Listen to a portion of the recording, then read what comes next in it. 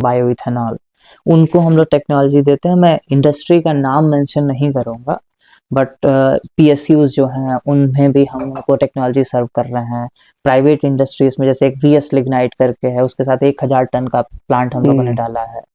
तो ऐसे अलग अलग कैपेसिटी पे कर रहे हैं, इंडिया में कर रहे हैं। और अभी जो मॉडल शिफ्ट हुआ है हमारा, वो फर्टिलाइजर के साथ साथ जो माइक्रोबियल कंसेंट्रेट है, वो म्युनिसिपल सॉलिड वेस्ट जो नगर निगम, अभी हमने उत्तराखंड नगर निगम के, हल्द्वानी नगर निगम के साथ काम चालू किया, उनका वेस्ट निकल रहा है उसको। नमस्ते, आप सभी का स्वागत है ज्ञान विज्ञान संवाद के 13वें एपिसोड में। और इस समय जो हमारी सीरीज है उसका नाम है आइडियाज टू इम्पैक्ट। और ऐसे स्टार्टअप्स से हम आपका परिचय करा रहे हैं जिन्होंने बहुत कम समय में कुछ ऐसा कर दिखाया है जिससे दुनिया भी कहीं ना कहीं हतप्रभ है। जी हाँ, 17 वर्ष की उम्र में एक बच्चे को एक आइडिया आता है कि मुझे कुछ किसानों के लिए करना चाहिए। जो वेस्टेज हमको दिखाई पड़ता है या जो कूड़ा करकट हमको दिखाई पड़ता है, इसका हम क्या सॉल्यूशन कर सकते हैं, उसको कैसे बेहतर कर सकते हैं। 19 वर्ष की उम्र में ये जो आइडिया है वो कन्वर्ट होता है एक प्रोग्राम में, जिसके अंतर्गत कुछ ऐसी कह सकते हैं कि ऐसी कुछ योजना वो बनाते हैं जिससे कि खाद जैसी कुछ चीजें बना सके और किसानों को उससे मदद मिल सके। और जी हाँ, जब वो 22 वर्ष की उम्र में पहुंचते हैं तो एक स्टार्टअप को कह सकते हैं, एक बड़े स्टार्टअप को जन्म देते हैं जिसका नाम है एलसीबी फर्टिलाइजर। ऐसे ही हमारे 1998 में जन्म लिए अक्षय श्रीवास्तव जी यहाँ पर उपस्थित है, जिनकी कंपनी आज ऑलमोस्ट यूनिकॉर्न स्टार्टअप की तरफ अग्रसर है। मैं अक्षय श्रीवास्तव जी का हार्दिक स्वागत एवं अभिनंदन करता हूँ इस पॉडकास्ट प्रोग्राम में। अक्षय जी, आपका स्वागत है। धन्यवाद सर, हमें इनवाइट करने के लिए, thank you so much. And विज्ञान भारती ब्रह्मवर्त का जो ये इनिशिएटिव है, ये ज्ञान विज्ञान संवाद, तो बेसिकली आज उसका 13th एपिसोड है। और आज हम इस एपिसोड में एलसीबी फर्टिलाइजर्स के बारे में बहुत कुछ जानने वाले हैं कि कैसे एक सोसाइटी में जो चेंज हमको दिख रहा है, किस तरह से वो चेंज लेके आ रही। बहुत सारे प्रोडक्ट आपके ऑलरेडी मार्केट में हैं, बहुत सारे वेस्ट मैनेजमेंट में भी आपका काम चल रहा है, और केवल इंडिया में ही नहीं, ग्लोबल मार्केट में आप एंट्री कर चुके हैं। तो ये सारा एक्सपीरियंस हम जानने वाले हैं। बट हम सबसे पहले जो आपसे जानना चाहते हैं कि आपका जो स्कूल एजुकेशन रहा वो किस तरीके से रहा। कहाँ आप बहुत, एक तरीके से कह सकते हैं, बहुत ब्राइट स्टूडेंट रहे हैं, जो कहते हैं ना मेरिट लिस्ट में आने वाले थे 80%, 90%, 95%, कुछ ऐसा आपका मेरिट रहा। फिर कैसे वो इंजीनियरिंग लाइफ में आया और फिर कैसे आपने ये सारी प्रॉब्लम्स को समझा। तो मैं चाहता हूँ कि सबसे पहले स्कूल फेस और कॉलेज फेस के बारे में आप हमारे दर्शकों से जानकारी साझा करिए। ठीक है सर। मैं अक्षय श्रीवास्तव एक लोअर मिडिल क्लास किसान परिवार से बिलोंग करता हूँ। जो मेरा घर कुशीनगर डिस्ट्रिक्ट में एक बसडीला नाम के गांव से है। वहाँ पे आप उस तरीके से इसको रिलेट कर सकते हैं कि एक किसान, जो 80-90% ऑडियंस है अपने देश का, जिसका आगे का लाइफ या आगे का साल कैसा बीतेगा उसके खेत में हो रहे फसल पे निर्भर करता है। आपके खेत में उपज अच्छी हुई है, कटाई अच्छी हुई है, तो बच्चे अच्छे स्कूल में जाएंगे, सेलिब्रेशंस अच्छे होंगे, त्यौहार अच्छे से मनाए जाएंगे। तो क्वाइट सिमिलर हमारा परिवार वैसा ही था। हमने वो सारे चैलेंजेस देखे हैं जिसमें सूखा पड़ जाने से क्या होता है, खाद की अवेलेबिलिटी नहीं होती है उससे क्या होता है, ज़्यादा पानी बरस जाने से क्या समस्याएं आती हैं। तो वही अपब्रिंगिंग हमारी रही है। मैं प्राइमरी एजुकेशंस में बहुत ज़्यादा ब्राइट स्टूडेंट नहीं कहेंगे, बट हम एवरेज स्टूडेंट रहे हैं, और वो ग्रेड्स हमारे कंटिन्यूअस वो मेंटेन रहे हैं। बहुत ज़्यादा फ्लक्चुएशंस नहीं आए कि मैं कभी बहुत ज़्यादा तेज हो गया, कभी बहुत ज़्यादा रह गया। मेरा प्राइमरी कभी बहुत ज़्यादा इंटरेस्ट एजुकेशन, जो ट्रेडिशनल पैटर्न ऑफ एजुकेशन चल रहा है उसमें नहीं रहा है। मैं एजुकेशन के साथ साथ कुछ ना कुछ नया करना, कुछ इनोवेशन करना, स्कूल टाइम से कुछ मशीन बनाना, कुछ डिज़ाइन करना, वो चलता रहा। 2016 में मेरा 12th कंप्लीट हुआ था। उसी समय मुझे गोरखपुर में Madan Mohan Malviya technical university, state university है उत्तर प्रदेश सरकार की, उसमें मेरा चयन हुआ केमिकल इंजीनियरिंग में। और वहाँ से हमने अपनी एजुकेशन केमिकल इंजीनियरिंग में चालू किया, और वहाँ से फिर हमारा काम धीरे धीरे करके आगे बढ़ता गया। बहुत अच्छा। तो आपने जैसे कि मुझे बातचीत में बताया कि 19 वर्ष की उम्र में ये आपको आइडिया आया, तो क्या उस समय एलसीबी फर्टिलाइजर का आइडिया आया था या एक ऐसी कोई समस्या थी जो आप बहुत महसूस कर रहे थे, ये समस्या बहुत गंभीर है, इस दिशा में काम करना है, तो ये कैसे आइडिया आया? देखिए, ये आइडिया ऐसा नहीं है कि मैं उस समय कंपनी या इस पॉइंट से सोच करके कर रहा था। हम लोग साथ कॉलेज के दोस्त रहे हैं, जिन्होंने एलसीबी बनाई है। मैं, मुकेश, शुभेंद्र, हम लोग साथ रहते थे कॉलेज में। और उस टाइम पे डिस्कशन हो रहा था, फर्स्ट ईयर कंप्लीट होने वाला था कि आगे क्या करना है, कैसे पढ़ाई करनी है, क्या होगा। क्योंकि ट्रेडिशनल प्रैक्टिस हम कॉलेज में पढ़ेंगे, हमें एक जॉब मिल जाएगी, वो दिमाग में नहीं था कि वो नहीं करना है। कुछ कॉलेज के साथ में टाइम बच रहा है, कुछ अलग करते हैं। तो जब तीनों एक साथ बैठे तो तीनों को क्या आता है, हम लोगों ने ये चेक किया। सभी का बैकग्राउंड एग्रीकल्चर है, सभी एग्रीकल्चर फैमिली से बिलोंग करते हैं, तो सबको एक समझ है कृषि क्षेत्र की। तो कृषि क्षेत्र में हम ऐसा क्या कर सकते हैं, उस पे जब आदमी पढ़ता है, समझता है उस चीज़ों को, तो ये निकल कर के आता है कृषि में 3-4 ऐसे पैरामीटर है जिसमें अभी काम की बहुत ज़्यादा आवश्यकता है। खास तौर पे अगर हम कृषि क्षेत्र में फर्टिलाइज़र को देखते हैं कि आप इस सिनेरियो को समझिए कि ऑर्गेनिक फर्टिलाइज़र जो जैविक खाद होती थी, वो बहुत पहले से मार्केट में अवेलेबल है। हम्म, और उसके बाद भी केमिकल फर्टिलाइज़र इस तरीके से मार्केट में क्यों उसकी डिमांड बढ़ती जा रही है? या तो केमिकल फर्टिलाइज़र की उतनी कैपेसिटी नहीं है, या केमिकल फर्टिलाइज़र की उतनी एफिशिएंसी नहीं है, या हम्म, अवेलेबिलिटी हर जगह नहीं है।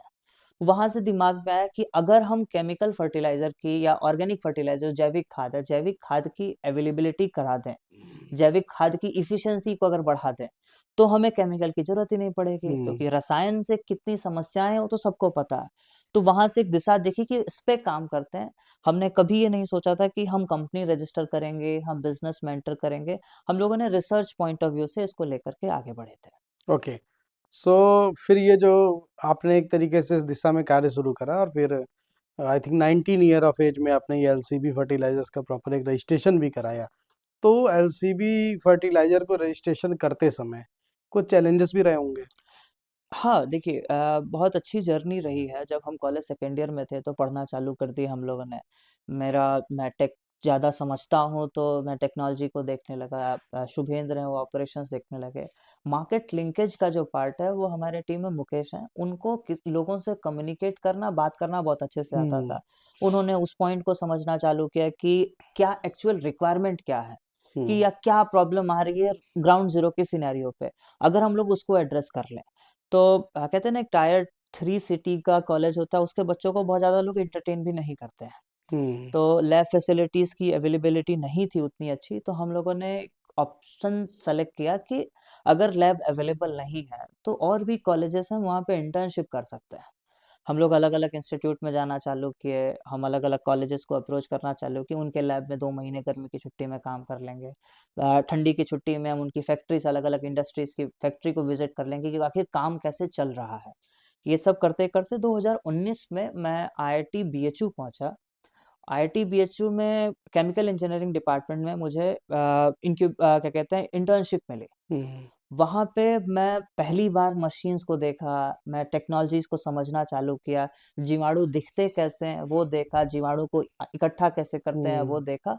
तो वहाँ से हम लोगों ने अपने फंडामेंटल को रेडी किया। और जो आपने चैलेंजेस की बात पूछी, हम्म, 2020 में हमारा सिलेक्शन आरकेवीआई रफ्तार का एक प्रोग्राम होता है आईआईटी बीएचयू में, क्योंकि मैं बहुत अच्छा परफॉर्म कर रहा था उनके इंटर्नशिप में। मैंने कई रिसर्च पेपर्स कॉलेज के टाइम पे ही लिख दिए हम्म, प्रोफेसर के अंडर में। लैब में 18-18 घंटे हम काम करते थे। प्रोफेसर को लगा कि इसको होल्ड करके रखते हैं, तो उन्होंने मुझे बोला कि यहाँ पे एक प्रोग्राम है, उसमें रजिस्टर कर दो।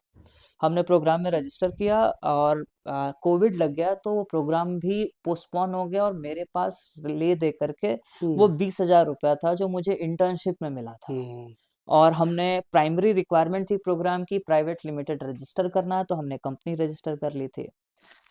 और कुछ पैसे जो हमारे पास छोटे-मोटे बचे थे, वही फंडामेंटल हमारे पास पैसा था, जिससे हमने आगे का काम चालू किया। Okay. So 19 year of age में आपने जो कंपनी शुरू करी, तो एक बहुत इंपॉर्टेंट पार्ट को बता रहे कि विदाउट टीम किसी भी स्टार्टअप का सरवाइव करना बहुत मुश्किल है, और सबसे जो चैलेंजिंग फेज होता है वो 1 साल से लेके मुझे ऐसा लगता है 5 साल का सबसे चैलेंजिंग फेज में लगता है। तो ये कह सकते हैं कि यहाँ पर जो आश्चर्य धन्य है कि उनके पास ऐसे लोग थे, जैसे उन्होंने मुकेश जी का नाम बताया कि वो लिंकेज बहुत अच्छे देखते थे। इसके अलावा उन्होंने अनुराग जी का नाम बताया कि वो ऑपरेशंस को सारा देखते थे। तो कहीं ना कहीं ये एक जो स्टूडेंट जो ट्वेल्थ में 11th में पढ़ने वाले स्टूडेंट हैं या ग्रेजुएशन के फर्स्ट ईयर में स्टूडेंट हैं जिनको ऐसा लगता है कि हम स्टार्टअप कर सकते हैं, तो फ्रेंडशिप या फिर हमारी फ्रेंडशिप किन लोगों से हो, इस पर ध्यान देने की जरूरत है कि आपके फ्रेंड सर्कल में कौन क्या कर सकता है। अगर आप भी किसी स्टार्टअप के बारे में सोचते हैं तो फिर आपका फ्रेंड सर्कल भी कुछ उसी तरह का होना चाहिए जिसका जिक्र अक्षय जी ने करा, क्योंकि ये पॉडकास्ट का उद्देश्य भी मैं उन्हीं के लिए लेके आया हूँ कि जो 16-17 वर्ष के बच्चे जिनको लगता है कि मेरी साइंस मैथमेटिक्स फिजिक्स केमिस्ट्री की बुक है, बस यही जीवन है, तो मैं ऐसे में दिखाना चाह रहा हूँ कि 17 वर्ष की उम्र में अगर किसी समस्या का समाधान करने के बारे में कोई गंभीरता से विचार करे तो अच्छे जी उसका एक प्रत्यक्ष प्रमाण यहाँ पर देखने को मिल सकते हैं। ठीक है, तो एलसीबी फर्टिलाइजर का पहला प्रोडक्ट क्या था? एलसीवी फर्टिलाइजर प्रोडक्ट तो हम लोगों ने सबसे पहले फर्टिलाइजर खाद बनाई थी, उसी से उसका नाम भी आया था। ओके। तो वो क्या कहते हैं, तीन चीज को देख करके इसकी टेक्नोलॉजी हम लोगों ने डिजाइन किया था। जी। तो इसमें ऐसा नहीं है कि सिर्फ ये खाद है, इसमें 22 से 25 प्रकार के जीवाणुओं का इस्तेमाल किया, नैनो पार्टिकल्स का इस्तेमाल किया, पॉलीमर्स का इस्तेमाल किया। ऐसे नैनो पार्टिकल जो जीवाणुओं को 78 डिग्री सेल्सियस तक गर्मी झेलने की क्षमता दें, क्योंकि जब आप खेत की जुताई करते हैं तो नीचे की मिट्टी ऊपर आ जाती है और धूप पड़ता है, वो जीवाणु मर जाते हैं। इसी की वजह से जहां आप 100 किलो डीएपी डालते हैं या यूरिया डालते हैं, मुश्किल से 15 से 20 किलो डीएपी यूरिया पौधा लेता है और 80 से 85 किलो डीएपी खेत की बची रह जाती है, क्योंकि जीवाणुओं की मात्रा कम है। तो जीवाणु जब हम लोगों ने फर्टिलाइजर के तौर पे रिलीज करना चाहा, तो उस समय ये समस्या आ रही थी, खेत में जा रहा है, वो धूप पड़ रहा है, वो अच्छे से काम नहीं कर पा रहा है, रोटावेट कर दे रहे हैं सॉइल को। तो हमारा दूसरा रिसर्च था कि नैनो पार्टिकल्स इसमें मिलाएं। फिर हमने पानी सोखने की क्षमता बढ़ाने के लिए, क्योंकि जीवाणुओं को दो चीज चाहिए, एक उसका खाना और एक उसका सुटेबल क्लाइमेटिक कंडीशन जिसपे वो काम कर सर्वाइव सके। कर सके। तो उसके लिए हमने पॉलीमर्स पे काम किया, जो पराली पुआल से हम लोगों ने बनाया, जो अपने वजन से 268 गुना ज्यादा पानी सोखता है। एक बार पानी सोख करके 35 दिन तक होल्ड करता है और करीब करीब 6 महीने में सड़ करके खाद बन जाता है। इन सभी चीज को मिला करके हम लोगों ने कंसंट्रेट बनाया, वो हम लोग का पहला प्रोडक्ट था। ओके। सो एक ये जो है अक्षय जी का एलसीबी फर्टिलाइजर का एक प्रोडक्ट मेरे हाथ में, नव्य कोश। तो आप ये जो देख रहे हैं, तो ये ब्राउन कलर का आपको अगर देखने में लग रहा है ये मिट्टी है या कुछ है, तो सिंपल इतना है नहीं है। लोगों को लगता है किसानी बहुत सिंपल और बहुत साधारण सा कार्य है, केवल जुताई कर दो, बुआई कर दो और हो गया। और जितनी कीमत किसान को मिलती है उसकी वास्तविक मेहनत की वो कहीं कम होती है। और आज जो मार्केट में आप वो चाहे आटा आप शरबती आटा के नाम पे 400-500 रुपए की बोरी खरीद रहे हो, या फिर सल्फर शुगर के नाम पे प्रोडक्ट खरीद रहे हो, या किसी भी तरह की आप दालें खरीद रहे हो, वो कीमत आप इमेजिन करिए जिस कीमत पे कंपनियां बेच रही हैं, उस कीमत का हमें लगता है शायद 25% या 30% ही शायद किसान को मिल पाता है। लेकिन उस किसान की भी अपनी बहुत सारी समस्याएं हैं। वो समस्या पहली, जैसे कि उन्होंने जिक्र करा, कि हम कितना भी यूरिया का प्रयोग करें लेकिन जो कृषि है उसमें उसका आउटपुट उतना नहीं नहीं, मिलता है। तो वो आउटपुट के लिए एक रिसर्च की जरूरत थी कि हमको जो बैक्टीरिया छोड़ने हैं, उस बैक्टीरिया को हम छोड़ेंगे तो उसके लिए सरवाइव करने के लिए उसके लिए टेम्परेचर क्या होना चाहिए, उसके लिए खाना क्या होना चाहिए। तो उन्होंने कहा जैसे नैनो पार्टिकल की भी इसमें रिसर्च करी, बैक्टीरिया की रिसर्च करी, इसके बाद ये खाद बनी है। और ये तब संभव है जब आपको पढ़ाए जाने वाले सिलेबस में, वो बायो हो सकता है, फिजिक्स हो सकता है, उसके बेसिक प्रिंसिपल्स को आप बहुत ध्यान से पढ़ते हैं और फिर लैब में जाके उसका प्रॉपर इंस्पेक्शन, प्रॉपर काम करते हैं। उसका एक जीता जागता उदाहरण ये नव्यकोश प्रोडक्ट है। और ये जैसा कि अक्षय जी ने इसका पूरे इसके बारे में पूरा का पूरा बताया। तो एक और चुनौती, बाजार में बहुत सारे फर्टिलाइजर पहले से प्रेजेंट है ना। तो ऐसे में एलसीबी फर्टिलाइजर, जिसमें उस पर्सन ने शुरू करी है जिसकी एज अभी 19 वर्ष है, और सोसाइटी के एक, भारत में कहते हैं ना, भारतीय समाज का एक विचार होता है कि 19-20 साल का लड़का क्या ही करेगा। तो जब आप आए होंगे तो बहुत सारे चैलेंजेस रहे होंगे, तो वो उसमें आपका इनोवेशन काम आया होगा, वो कैसे हाँ, काम आया? देखिए उसमें जो हमारा, मैंने मेंशन किया था हमारी टीम मुकेश जी हम्म। का, वहाँ पे एक हम लोगों ने बहुत अच्छा रोल प्ले किया कि जब आप किसान को समझते हैं या आप एग्रीकल्चर को समझते हैं, वहाँ पे बहुत ज़्यादा टेक्नोलॉजी की बात लेकर के ग्राउंड पे जाएंगे, ज़मीन पे जाएंगे, कोई आपकी बात नहीं सुनेगा। हम्म। वहाँ पे ये होता है कि जो एक बहुत अच्छा टैग है कि पहले इस्तेमाल करें फिर विश्वास करें, हम्म। आपको सिर्फ उस पे चलना पड़ेगा। और अनलकीली गवर्नमेंट के बहुत क्राइटेरियाज, एक मॉडल बना रखा गया है कि क्रेडिट दिया जाता है और किसानों को 90 दिन का क्रेडिट मिल गया, सब्सिडीज मिल जाती हैं, तो उसके वजह से कोई प्राइवेट ब्रांड या प्राइवेट टेक्नोलॉजी बहुत अच्छे से मार्केट में फुलफिल नहीं कर पाती उस जो क्राइटेरिया सेट रख बनी हुई है। उसको हम लोगों ने टैकल किया कि खाद तो हम लोग बना रहे हैं, टेक्नोलॉजी हमारी है, तो लैब में अगर हम रिसर्च करेंगे तो हमको बहुत ज़्यादा कॉस्ट नहीं लगेगा, या तो हम बाहर से टेक्नोलॉजी लेकर के आएँ, तो उसका कॉस्ट देना पड़ेगा। तो जब हम लोगों ने अपने लेवल पे पूरा बैक एंड इंटीग्रेशन करते हुए कि आखिर ये सोर्स आता कहाँ से? अब मैं आपको एक एग्ज़ाम्पल देता हूँ कि जो जीवाणु, एक ब्रोथ नाम का अगार होता है जिसपे एक अगार नाम का ब्रोथ होता है जिसमें जीवाणु जिंदा किया जाता है, उसका कॉस्ट बहुत महंगा होता है। हम लोगों ने पढ़ना चालू किया, रिसर्च करना चालू किया, वो पता चला कि गोबर पे भी जिंदा रह सकता है। हमने एक चीज ये देखा कि अगर आप माइक्रो ऑर्गेनिज्म खरीदने जाते हैं तो उसका कॉस्ट कई कई हजार रुपए का पड़ता है किसी भी प्राइवेट लोगों को। अब वो अगर आप अच्छे से रिसर्च करेंगे तो नाइट्रोजन बनाने वाला जीवाणु दलहन की खेत के जड़ में मिलेगा, कार्बन इंक्रीज करने वाला जीवाणु जो आपको मटेरियल को सड़ाता है, वो जहाँ लकड़ी सड़ रही होती है बरसात में उसके मिट्टी के नीचे मिलेगा। क्या कहते हैं, पोटेशियम फास्फोरस वाला गन्ने की खेत में मिल जाएगा, एज़ोटोबैक्टर जो नाम का जीवाणु हो तो धान की खेत में मिल जाएगा। तो वहां की मिट्टी उठा करके वहां से क्यों ना जीवाणु इकट्ठा कर लें।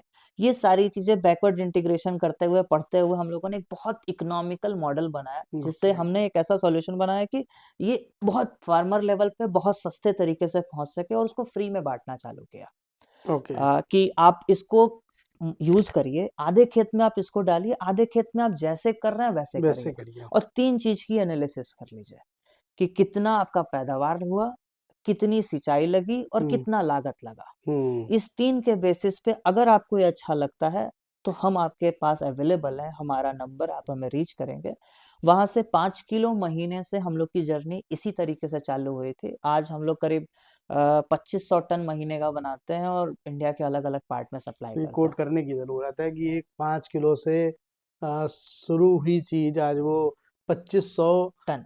टन तक पहुंच गई है, जो कि इंडिया के लगभग ऑलमोस्ट पार्ट में जाती है। तो ये एक कह सकते हैं कि जब बहुत छोटा सा विचार भी होता है वो एक बहुत बड़ा रूप ले सकता है। उसका जीता जागता उदाहरण अक्षय जी के रूप में आपको यहाँ पर देखने को मिल रहा है। तो एक ऑर्गेनिक और केमिकल हम्म। जो बहस चल रही है कि हाँ।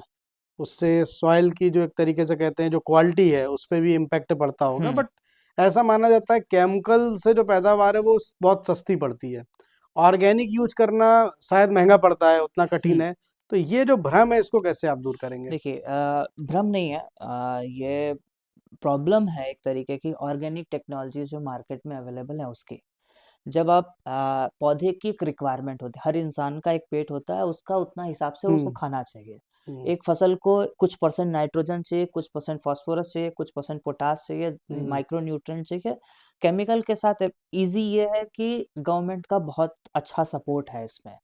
तो अगर 4-5 हज़ार की जो डीएपी है वो डीएपी का जो बोरी आती है वो किसान 1500-1600 रुपए में पा जाता ओके। है। जो 1700-1800 रुपए का यूरिया वो किसान 200-300 रुपए में पा जाता है। हम्म। वहां के कंपैरिजन में वो न्यूट्रिशन पौधे को दे दे रहा है। ऑर्गेनिक के साथ जो चैलेंजेस आती थी कि उसमें न्यूट्रिएंट की वैल्यू जो है उतनी हम्म। मात्रा में मौजूद नहीं है। नहीं जैसे होती है। आपका डीएपी में जैसे नाइट्रो एनपीके कुछ फर्टिलाइजर 10% नाइट्रोजन, 10% फास्फोरस, हम्म। 10% पोटास से कई टाइप के वेरिएंट आते हैं। अब ऑर्गेनिक में जो नाइट्रोजन, फास्फोरस, पोटास तीनों का मिला करके 5% नहीं हो रहा, इसलिए इसकी मात्रा ज़्यादा ज़रूरत पड़ती थी। वो हम्म। 5 टन पर हेक्टेयर की चाहिए होती थी और हम्म। नॉर्मल केमिकल बहुत कम चाहिए होता। इसी चीज़ को सोच देख करके हम लोगों ने अपनी रिसर्च पे भी काम किया था कि हम कभी ऐसे टेक्नोलॉजीज़ पे नहीं जाएँगे जो किसान का माइंडसेट है उसको चेंज करने के लिए बैठे। ओके। किसान अगर 200 kilo 200 kilo, 400 kilo, 500 kilo material use करा तो हमको उतने में ही उतने न्यूट्रिशन को देना है। ओके। तो हमने जिंदा जीवाणु पे काम किया, जेनेटिक मॉडिफिकेशन किया, अलग-अलग तरह का वेस्ट पे काम करना चालू किया। किसी में जैसे शुगर फैक्ट्री का एक कचरा निकलता है मोलासिस करके, उसमें पोटेशियम की मात्रा ज़्यादा मिलती है। हम्म। एक राजस्थान के पास का एक वेस्ट निकलता है रॉक फॉस्फेट, उसका डस्ट निकलता है, उसमें पोटेशियम, फास्फोरस बहुत ज़्यादा होता है। मुर्गी पालन जहाँ होती है उसका वेस्ट निकलता है, उसमें नाइट्रोजन बहुत ज़्यादा होता है। अब ये सारी चीज़ों को हम लोगों ने जब इस पे रिसर्च कर रहे थे, अलग-अलग मटेरियल को उसको एक साथ मिक्स किया, उसमें अलग-अलग प्रकार के जीवाणु को डाल करके देखा, तो आप सोचिए जहाँ nitrogen, phosphorus, potash organic fertiliser में मुश्किल से मिला कर के 5% होता था, हम लोगों ने 8% नाइट्रोजन, 7% फास्फोरस और 7% पोटास का एक कॉम्बिनेशन बना लिया। और उसकी वजह से आप सोचिए, जो हमने इसको टेक्नोलॉजी बनाने के बाद भारत सरकार Indian council of agriculture research के पास हम पहुंचे कि हमारी ये टेक्नोलॉजी आप इसको अपने लेवल पे टेस्ट करके वैलिडेट करके दीजिए।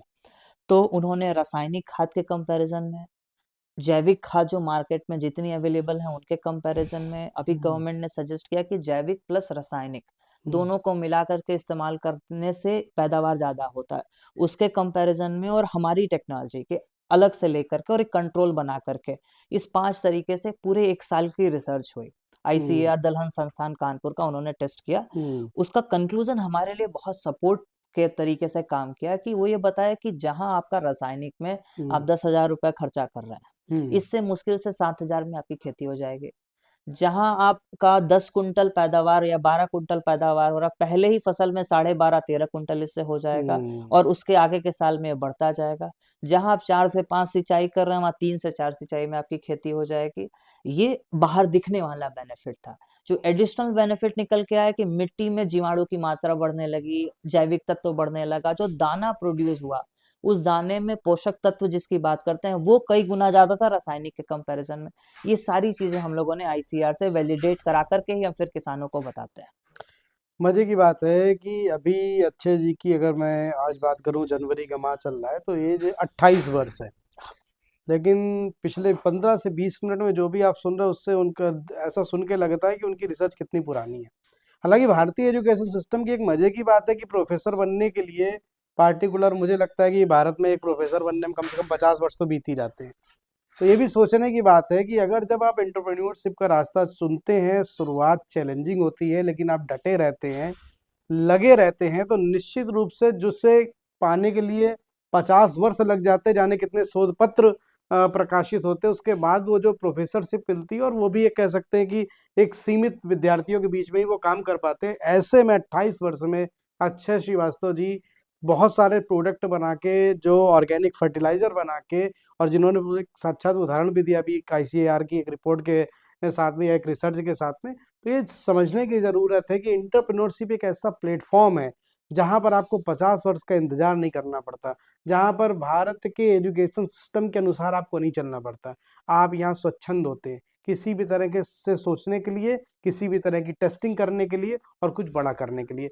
इसका उदाहरण आपको सामने देखने को मिला।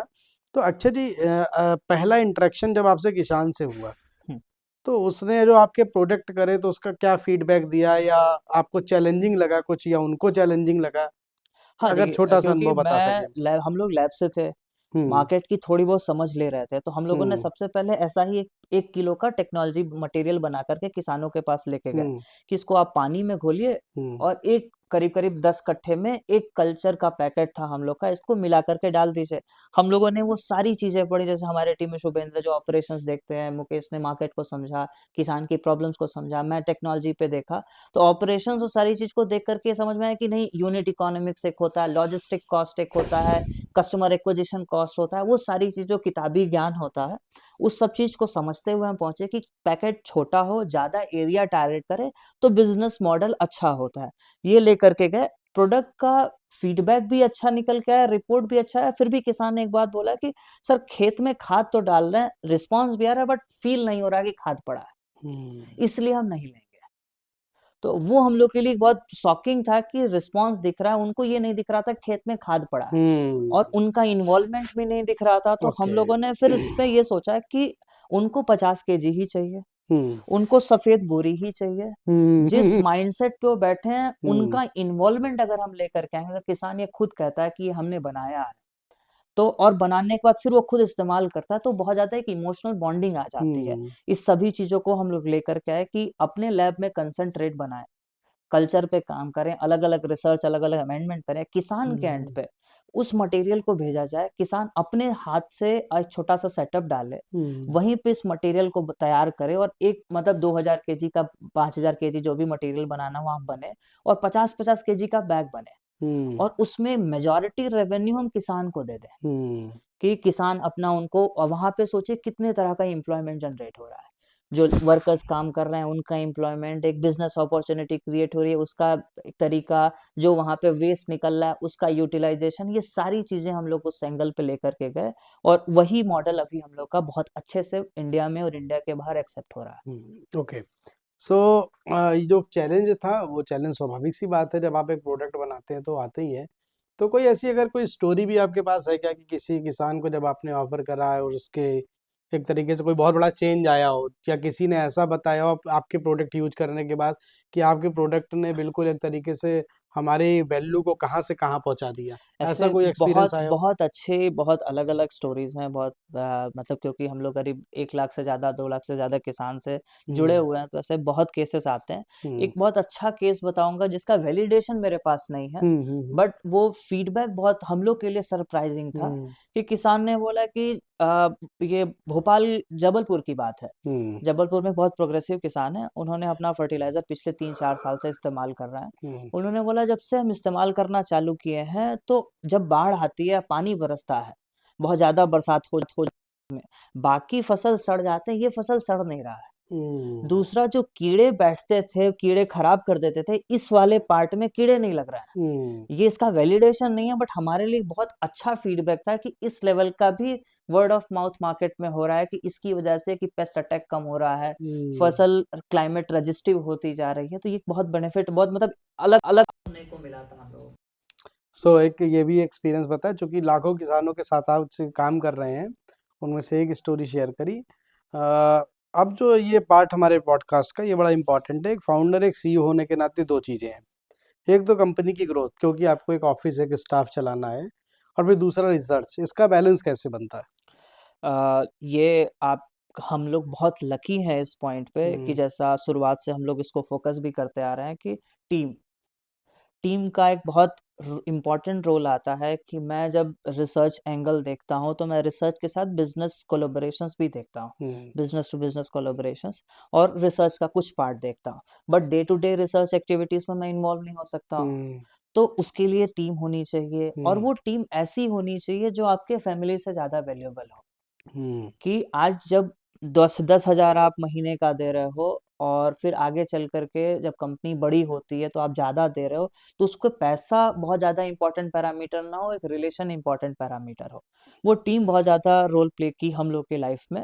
हम्म तो आज हम आर-एन-डी कर रहे हैं, आर-एन-डी का काफ़ी पार्ट हम लोग करते हैं और हमारा एलसीबी का बहुत अच्छा आर-एन-डी विंग है, जिसमें जो हमारी को-फाउंडर हैं डॉक्टर नेहा, वो पोस्ट डॉक हैं आईआईटी बीएचयू से और उनके हेल्प से हम लोगों ने मल्टीपल रिसर्च पेपर्स लिखे हैं वर्ल्ड के अच्छे-अच्छे जर्नल्स में, science direct, journals of renewable materials, nano particles पे हम लोगों ने रिसर्च बुक्स पब्लिश की हैं, अमेज़न पे 20-20 हज़ार की वो मिलती हैं, जिसमें nano particle synthesis, polymer development इस सभी पे काम कर रहे हैं, जो आगे 10 साल बाद मार्केट में आना है, उस टेक्नोलॉजीज़ पे हम लोगों ने अपना काम चालू कर रखा है। बट इसका मेजॉरिटी वर्क जो मार्केट की रिक्वायरमेंट है, वो हमारी पूरी टीम कर रही है, जिसमें सभी इन्वॉल्व्ड हैं। तो मार्केट की समझ के साथ रिसर्च करना, ये हम लोग का प्लस पॉइंट है कि मार्केट क्या चाह रहा है, क्योंकि मैं आपको एक और केस बता सकता हूँ कि लैब में नैनो पार्टिकल का ही एग्ज़ाम्पल देते हैं। नैनो पार्टिकल्स आप पराली से भी बना सकते हैं, आप गोल्ड नैनो पार्टिकल्स भी बना सकते हैं और या आप वाटर लिली से जो जलकुंभी होती है, जलकुंभी से भी आप नैनो हम्म पार्टिकल बना सकते हैं। अगर मैं बिज़नेस पॉइंट ऑफ व्यू से सोचूँ, तो मुझे वाटर लिली, जलकुंभी उतनी नहीं मिलेगी, हम्म तो मैं उस पे उतना इन्वेस्ट करूँ, उतना रिसर्च करने का क्या मतलब है मेरा? हम्म इससे अच्छा है कि मैं पराली पे काम कर लूँ। हम्म तो ये सारी चीज़ें ग्राउंड ज़ीरो की अंडरस्टैंडिंग प्लस रिसर्च का नो हाउ जानने की वजह से हम लोग का एक लीड पॉइंट है। बिल्कुल। सो बहुत अच्छा आपने बताया। एक स्टार्टअप में जो मुझे समझ में आता है, पैशन बहुत जरूरी है, मनी मैटर नहीं करती। अगर विजन है, एक मिशन है, तो आप स्टार्टअप में पैशन के साथ, आपको भले ही कुछ साल कुछ ना मिले, लेकिन ऐसा सदैव नहीं रहता। वो जिंदगी को कहीं ना कहीं एक ऐसा मोड़ आता है जहाँ पे सब कुछ बदल जाता है। तो बहुत ज़रूरी है कि आपका टीम वर्क बहुत मायने रखता है, और ये बात अभी अक्षय जी से भी हमें जानने को मिली। हम जहाँ आज बैठे हैं वो एक कह सकते हैं कि आईआईटी कानपुर का एक महत्वपूर्ण सेंटर है, एसआईआईसी। तो एसआईआईसी से कैसे आपके स्टार्टअप को बूस्ट मिला, और एसआईआईसी से किस तरह का सपोर्ट मिला, मैं चाहूँगा इसको भी आप ज़रूर शेयर ये करें। बहुत अच्छी स्टोरी है। जब हम लोगों ने 2020 में 21 में कोविड के बाद काम चालू किया, तो हम लोग को बहुत अलग-अलग जगह अप्लाई किया करते थे, बट ऑलमोस्ट क्योंकि खाद दिख रही है कि हम खाद बना रहे हैं, कोई बहुत ज़्यादा रिकॉग्नाइज़ नहीं करता है। हर जगह से रिजेक्शन मिलना चालू हुआ। तो कहते हैं ना, एक चाइल्डिश मेंटालिटी, हुँ, बचपना वाला जो दिमाग होता है, हुँ, हम लोगों ने सोचा कि खुद से चालू करते हैं और हुँ, ट्विटर पे टैग करके लोगों को दिखाएँगे कि हमने किया है, हुँ, हमें बहुत ज़्यादा सपोर्ट की ज़रूरत नहीं है। हुँ, तो बहुत हम लोग लकी थे कि यहाँ के इंक्यूबेशन सेंटर के जो प्रोफ़ेसर इंचार्ज थे उस time, professor Amitabh Bandopadhyay sir, हाँ, उन्होंने हमें ट्विटर पे रिप्लाई किया कि do you need any help from IIT Kanpur? आप मुझे बताओ, हम लोग आपकी हेल्प करेंगे। मतलब जिसके पास लैब नहीं, जिसके पास कोई इंफ्रास्ट्रक्चर नहीं, उसमें प्रोफ़ेसर सामने से जिन्होंने बोला कि आप आओ, कैंपस आओ, आप देखो, चीज़ों को समझो, और यहाँ पे हम आपको इंक्यूबेशन फैसिलिटीज़ देंगे अगर आप एलिजिबल होते हो तो, और आपको सारी चीज़ें सपोर्ट भी मिलेगी। वो हम लोग के लिए एक लाइफ़ चेंजिंग मोमेंट था। हम 2021 एंड में या 22 स्टार्टिंग में हम आईआईटी कानपुर, हमारी कंपनी यहाँ पे इंक्यूबेट हुई। वहाँ से अलग-अलग गवर्नमेंट के सपोर्ट मिलना हुआ या बिज़नेस लिंकेज मिलना हुआ, लैब फैसिलिटीज़ मिलना हुआ, प्लस मार्केट एक्सपोज़र हुँ, कि सामने कम्युनिकेट कैसे करते हैं, प्रेज़ेंटेशंस कैसे देते हैं, क्या किसको किस तरीके से बताया जाता है, कहाँ पे प्रोडक्ट कैसे प्लेस होगा, यूनिट इकोनॉमिक्स का, तो ये सारी चीज़ें इंक्यूबेशन सेंटर हमने हमें सिखाया, और आज भी हमें जहाँ पे भी रिक्वायरमेंट आती है, आईआईटी हमें मदद करता है तो इसमें। ऐसा ही वो करता है।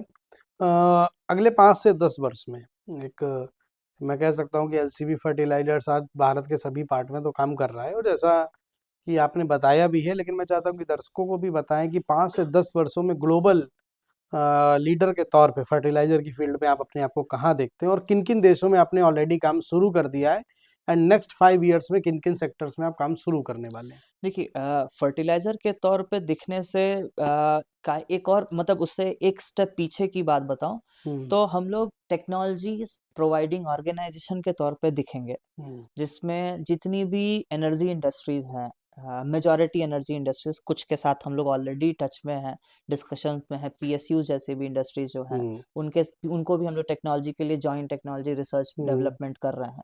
हुँ, इंडिया में ही नहीं, अफ्रीका में, तंजानिया में हमने प्रोडक्ट वैलिडेट करा रखा है, तो अफ्रीकन कंट्रीज़ में, गल्फ कंट्रीज़ में, यूरोपियन कंट्रीज़ में, जहाँ पे भी एनर्जी इंडस्ट्री इन्वॉल्व है, जहाँ पे भी वेस्ट कहीं भी से भी प्रोड्यूस हो रहा है, उस वेस्ट का कोई अगर यूज़ नहीं है, तो जो हमारी टेक्नोलॉजी है उसको एक वैल्यू प्रोवाइड कराती है, उसको अपग्रेड करती है और एक separate source of revenue create करके देती है उस इंडस्ट्री के लिए।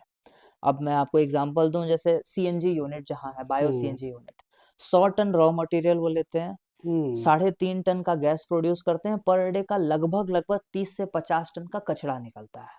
वो हुँ, डंप होता जा रहा है, जिसका बहुत बड़ा मार्केट वैल्यू नहीं है।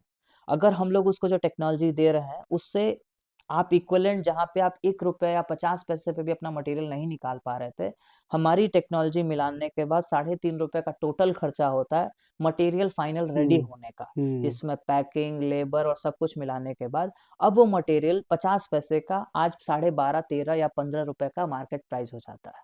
एक अच्छा सोर्स ऑफ रेवेन्यू जहाँ 30 ton, 40 ton per day produce हो रहा है, वो इंडस्ट्रीज़ को हम लोग दे रहे हैं। तो ये सारे एरियाज़ हैं जहाँ पे हम लोग एंटर करेंगे, जहाँ पे भी वेस्ट प्रोड्यूस हो रहा है। और वी आर ब्लेस्ड कि अभी हम लोग काफ़ी अच्छे लेवल पे हैं। अलग-अलग इंडस्ट्रीज़ के साथ 3-3 साल, 4-4 साल में आर-एंड-डी पार्ट कवर कर चुके हैं, कई जगह वैलिडेशन कर रखे हैं, कई जगह सेटअप्स डाल चुके हैं। तो वो हमारा फेज़ चालू हो रहा है अभी। ओके। सो बहुत महत्वपूर्ण बात है कि सुनने में बड़ा अच्छा लगता है कि आप अफ्रीका में जाने वाले हैं, सऊदी अरब में जाने वाले हैं, यूएस में जाने वाले हैं, लेकिन क्लाइमेटिक कंडीशंस हर जगह अलग है। अफ्रीका का टेम्परेचर, अफ्रीका की सॉइल काफ़ी अलग है। अरब में जाएंगे तो हम मालूम है वो रेगिस्तान है, डेजर्ट है, वहाँ का सिस्टम बिल्कुल अलग है, और यूएस में आप जाएंगे तो ठंड है, वहाँ का टेम्परेचर बिल्कुल अलग है। तो बाहर मार्केट में जाने के पहले बहुत ज़रूरी है कि उसकी वहाँ की रिसर्च करके रखना। तो अगर एलसीबी फर्टिलाइजर ने इतनी रिसर्च मात्र 11 साल के अंदर, या मैं कहूँ कि कंपनी रजिस्ट्रेशन करने से देखूं तो केवल 9 वर्ष हुए हैं अभी, 6 वर्ष हुए हैं, 6 वर्ष हुए हैं। 2020 में हमने रजिस्टर किया तो था। आप समझ लीजिए केवल 6 वर्ष में इतनी रिसर्च के साथ हम बाहर जा रहे हैं। तो मैं ये बात बहुत महत्वपूर्ण जोड़ रहा हूँ कि हम भारतीयों में बहुत कुछ करने का दम है। ये बात हम साबित भी कर सकते हैं कि हम बाहर यूएस जैसे देश में भी काम कर सकते हैं। तो मैं उन लोगों के लिए ये बात छोड़ना चाहता हूँ जिनको लगता है भारत से बाहर जाके ही कोई सिस्टम डेवलप कर सकते हैं, वहीं पैसा बना सकते हैं, वहीं वैल्यू है, वहां पे ही रिस्पेक्ट ज्यादा मिलेगी। ये गलत है। आप अगर इस परिवेश में भी चाहें तो अच्छा जी, उसके साथ आपको उदाहरण के रूप में देखने को मिल जाएंगे। एक और महत्वपूर्ण बात, आजकल मैं देख रहा हूँ कि एक ट्रेंड चल रहा है स्टार्टअप्स का, उसमें ज्यादातर ऐप और सॉफ्टवेयर बनाने वाले लोग हैं। तो आप देख रहे हैं बहुत सारी ऐप्स आ गई हैं, तो शॉपिंग ऐप्स आ रही हैं, इसके अलावा ग्रोसरी की ऐप आ रही। बहुत सारे लोग स्टार्टअप केवल यही समझते हैं। फिर आपकी जैसी फील्ड में जो स्टार्टअप होता है उसमें उनको डर लगता है, क्योंकि उसमें उनको लगता है कि खेत किसानों के बीच में जाना पड़ेगा, समझाना पड़ेगा। साउथ में जाएंगे अलग भाषा है, यहाँ पर अलग भाषा है, बिहार से बंगाल जाएंगे तो फिर बदल जाएगी भाषा। तो ऐसे परिवेश में जैसा काम आप कर रहे हैं, ऐसे बहुत सारे काम है लेकिन बहुत चैलेंजिंग है। तो ये क्या मैसेज आप देना चाहेंगे जिनको लगता है कि स्टार्टअप्स का मतलब केवल सॉफ्टवेयर ऐप बना दो हो गया काम, और यहाँ पर उनको डर लगता है कि एक पूरा सिस्टम बनाना, इकोसिस्टम बनाना। तो ऐसे में आप क्या मैसेज देना चाहेंगे जो आज के यंग जनरेशन के लोग स्टार्टअप करना देखिए, चाहते हैं? जिसका मैं माइंडसेट पे नहीं ज़्यादा बोल सकता हूँ हम्म, कि जो जिनका जो बैकग्राउंड है, जिनका जो नॉलेज है, उसको लेकर के आगे बढ़ते हैं। हम्म, बट हाँ, अगर आप मैन्युफैक्चरिंग में हैं खास तौर पे, जिसमें एसेट्स इन्वॉल्व हैं, जिसमें कैपेक्स इन्वॉल्व है, हम्म, इसका प्लस पॉइंट आपके पास एक रहता है कि लेट्स अज्यूम, मैं एकदम वर्स्ट से वर्स्ट कंडीशंस का सिनेरियो आपको इमेजिन कराता हूँ हम्म, कि सब कुछ बंद हो गया, हम्म, ऐप आप चला रहे हैं, ऐप बंद हो गई, ठीक? या आपका सिस्टम चेंज हो गया, कुछ ऐसे नॉर्म्स आए कि वो सारी चीज़ें बंद हो गई, आपके पास कुछ भी नहीं बचेगा। मैन्युफैक्चरिंग एक ऐसा प्लस पॉइंट है कि आपके 10 किलोमीटर के बेल्ट में वो सारे आपके नोन लोग हैं, जिन्होंने जो आपके कस्टमर रहे हैं। आपके पास एक अच्छा खासा एसेट अवेलेबल है, तो आप कभी फिर से अगर रीस्टार्ट करने की बात आती है, तो आप 0 से नहीं, आप 10 या 15 से स्टार्ट करते हैं।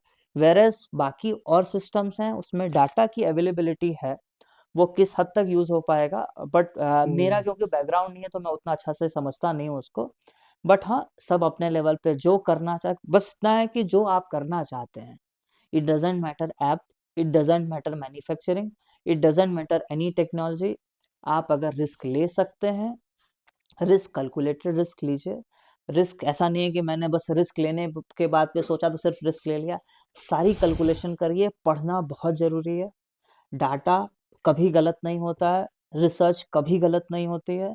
आप उसको जितना अच्छे से, आप जितना कंक्लूजन निकाल पा रहे हैं, वो सही या गलत हो सकता है। आप जितना ज़्यादा समझेंगे चीज़ों को, जितना ज़्यादा एनालाइज करेंगे और कदम आगे बढ़ाएंगे, कभी पीछे नहीं आएंगे। बिल्कुल। तो कहते हैं ना, सोने को जितनी ताप लगे वो उतना प्रखर निकलता है। तो ये बहुत महत्वपूर्ण बात उन्होंने बताई कि ऐप आपने बनाई, एक ऐप आपने बनाई, दूसरे ने वही ऐप बनाई, तीसरे ने बनाई, तो शायद एक दिन आपका एग्जिस्टेंस भी खत्म हो जाएगा। लेकिन एक रिसर्च करने के बाद फर्टिलाइजर जैसी चीज जो खेती किसानी कभी खत्म ही नहीं होने वाली है जब तक हम मनुष्य इस पृथ्वी पर हैं, उस पे जब एक हार्ड कोर आप वर्क करते हैं, एक सिस्टम डेवलप करते हैं, बहुत मेहनत करनी पड़ती है, लेकिन उस सिस्टम को सैकड़ों साल से कोई हिला नहीं सकता। Yes. ये यहाँ से सीखने और समझने की बात है। कहते हैं कि एक सक्सेसफुल एंटरप्रेन्योर बनने के लिए बहुत सारी क्वालिटीज होती हैं। किन्हीं तीन के बारे में हम जानना चाहेंगे, केवल 3 वर्ड में आपको तीन टॉप बताने हैं। ऐसी तीन कौन सी क्वालिटीज होनी चाहिए जो एंटरप्रेन्योर के पास उनको सफलता दिलाने में मदद कर सकती हैं? सबसे पहला, आपको टीम बहुत ज़्यादा ज़रूरत है। Team team. सबसे प्राइमरी गुड। रिक्वायरमेंट है। दूसरी, टेक्नोलॉजी। गुड। ठीक। तीसरी, अपने क्या कहते हैं उसको, अपनी वीकनेस को अच्छे से समझना ओके। और क्रिटिसिज्म को एक्सेप्ट करना। अगर आपको किसी ने क्रिटिसाइज किया है, आपका कोई फेलियर बता रहा है या आपका कोई वीकनेस बता रहा है, उसको रजिस्टिव ना हो करके उसको एक्सेप्ट करना। ओके। ये तीन चीज अगर आपके पास है, तो मेरे according fund is not criticality. हम्म, धंधा एक होता है ना, बिजनेस और एंटरप्रेन्योरशिप दोनों में बहुत डिफरेंस होता है। बिजनेस करने के लिए पैसा चाहिए होता है, एंटरप्रेन्योरशिप के लिए पैसा नहीं चाहिए होता है। हम्म, गवर्नमेंट बहुत सपोर्ट करती है एंटरप्रेन्योरशिप में, बहुत अच्छे अच्छे हम्म, फंड्स दे रखी है। आप हम्म, बस अगर आइडिया अच्छा बना ले आते हैं, कुछ गूगल से रिसर्च अच्छा कर ले जाते हैं, तो आपको 10-10 लाख 20-20 लाख रुपए सरकार दे रही है कि हम्म, आप काम आगे बढ़ाइए। बिल्कुल तो ये तीन ऐसी चीजें हैं जिस पे अगर आप इसको साध लिए, जिसको कहते हैं, बिल्कुल। तो you can success. Team, technology and the balance between the failure and success. No, the way you criticism, accept the criticism. आप अपना क्रिटिसिज्म भी आपके प्रति जो हो रहा है उसको एक्सेप्ट करिए, और अपने फेलियर्स को भी एक्सेप्ट करिए, और फिर न्यू लर्निंग्स के साथ न्यू हार्जन अचीव करिए। ये 3 क्वालिटीज उन्होंने बताई। अब मैं जल्दी जल्दी से 3 आंसर आपसे पूछूंगा, और फिर इसके साथ में अपनी पॉडकास्ट को हम लोग फिनिश भी करेंगे। खेती की एक ऐसी तकनीक जो सबसे ज़्यादा आपको प्रभावित करती है। अभी के तौर पे मल्टी लेयर फार्मिंग्स हम्म, बहुत एक्स्ट्रॉर्डिनरी मैंने देखा। मैं भूमि ग्रुप करके कंपनी है, बेंगलोर बेस्ड। हम्म, मैं गया था बांस पे, जहाँ पे आप जैसे ये एग्जांपल मैं दूं, एक एरिया में आपने एक पौधा लगाया, उन्होंने बांस, हॉलो बांस जो आसाम का आता है, उन्होंने खड़ा किया, उसमें अलग अलग चारों दिशा में छेद करके हर एक एक फीट पे छेद किया, हम्म, और उसमें हुक लगा करके बॉक्स जैसा अटकाया। हम्म। अब उसमें एक स्क्वायर फीट में 40 गुना ज्यादा यील्ड निकाले, क्योंकि 40 ऐसे बॉक्स उन्होंने झुला दिया, कि बहुत एक्स्ट्राऑर्डिनरी मुझे तो लगा था। ये जो बताया मल्टी लेयर फार्मिंग, हम्म, ये शायद एक नई क्रांति भी हो हाँ। सकती है अगर इसको हम ठीक से इसका एक्सपोजर पूरे देश में ले गए। सेकंड, एक सिंगल वर्ड में भारतीय किसान को क्या कहेंगे? Backbone of country. निश्चित रूप से कि किसान कितनी भी तकलीफ में हो, लेकिन उसकी तकलीफ ही हमारे जो थाली में भोजन सज के आता है, उसकी हम कह सकते हैं कि उसकी तकलीफ उठाने के बाद ही वो भोजन हमको मिलता है। एंड एक इसी के बीच आखिरी है कि काम का तनाव और फिर आप खुद, उसके बीच में अपने आप को रिचार्ज कैसे करते हैं? मैं थोड़ा सा गीता पढ़ता हूँ, हम्म, और गीता में मैं अद्वैत ज़्यादा पढ़ता हूँ। बिल्कुल। सो आज के पॉडकास्ट कार्यक्रम में अच्छा जी ने बहुत सारी चीज़ें बताई। कोई स्पेशल पॉइंट मैं हमेशा अपने जब हमारे गेस्ट होते हैं तो मैं उनसे कहता हूँ कि कोई विशेष बात जो आपके मन में है और आप कहना चाहते हैं सभी से। डिस्कशंस में लोगों को समझ में आ भी गया होगा कि मेरा जो सबसे प्लस पॉइंट है वो मेरी टीम है। अगर आप सच में कुछ करना चाहते हैं, तो अपनी टीम और अपना स्ट्रेंथ, आपका स्ट्रेंथ आपकी टीम होती है। आप उसको अगर अच्छे से तैयार करते हैं, तो फिर कोई भी एडिशनल चैलेंज आप संभाल सकते हैं। सो हर जगह एक वर्ड सुनने को मिलता है, टीम। तो ये टीम बहुत इंपॉर्टेंट वर्ड है, इसको पकड़ के चलिए, और अब इसको पकड़ के चलेंगे तो निश्चित रूप से सफलता आपके पास आएगी। इन्हीं वर्ड्स के साथ आज इस पॉडकास्ट कार्यक्रम को मैं समाप्त करता हूँ। बहुत बहुत धन्यवाद अच्छा जी। Thank you so much sir. नमस्कार।